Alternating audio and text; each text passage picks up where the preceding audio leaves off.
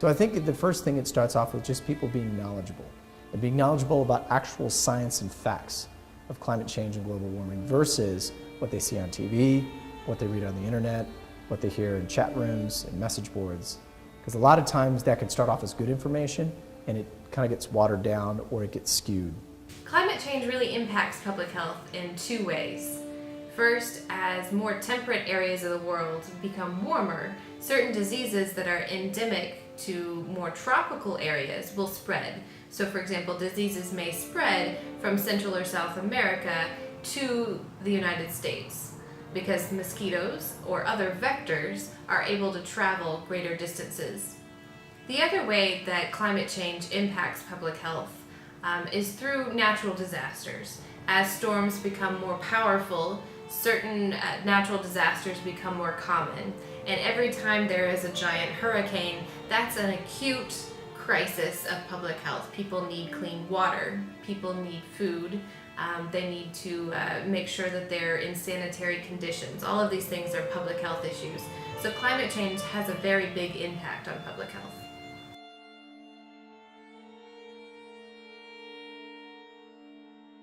The Earth is always trying to create homeostasis, or it's trying to create a balance. So it has too much warm air and too much warm water near the center, and too much cold near the side of the poles. And so it tries to take the cold into the warm, and the warm into the cold. It tries to create balance. You disrupt that balance, that's why we don't necessarily know what kind of catastrophic effects that can have.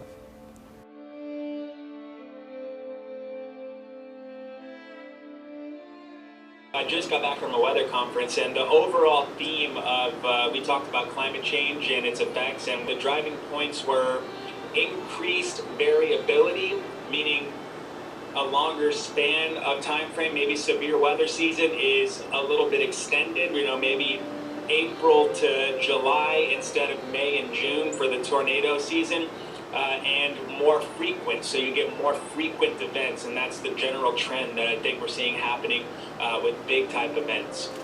Storms are bigger, seems to be more hurricanes, they're bigger, and they seem to do a lot more damage. This election cycle, it's very polarizing right now on folks that say climate change isn't real, it's just a myth, and the folks that say this is a real problem and we really need to address it. It's, I think, easy to, from a psychological standpoint, it's easy to not see severity of things if it doesn't affect you on a daily basis.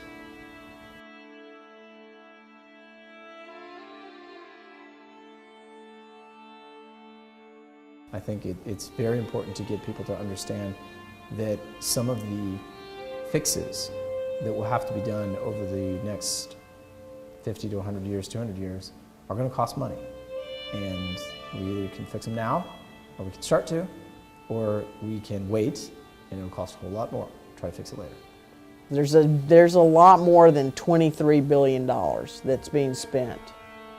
So you have to have folks that are in positions of power, positions of influence and legislation to really truly believe that they want to try to make changes. A lot of times people see it very overwhelming. Say, well, what can we do? I can't do anything. It's just, it's too much to deal with. Can't deal with it.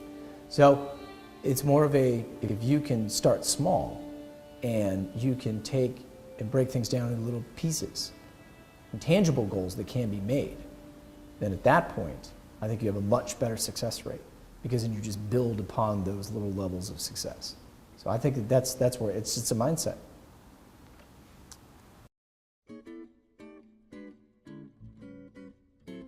I know you belong to somebody new, but tonight you belong to me.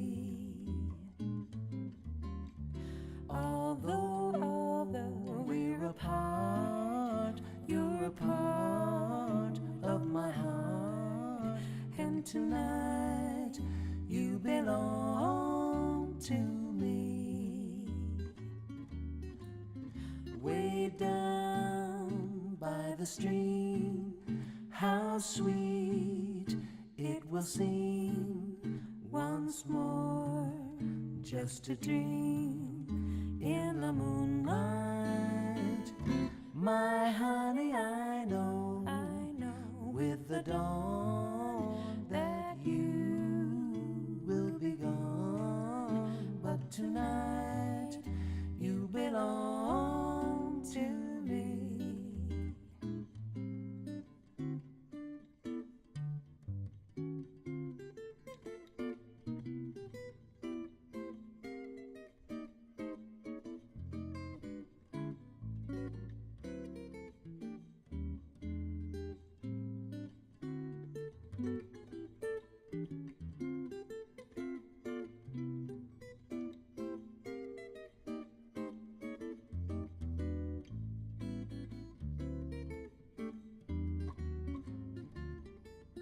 Way down by the stream, how sweet it will seem once more, just a dream in the moonlight.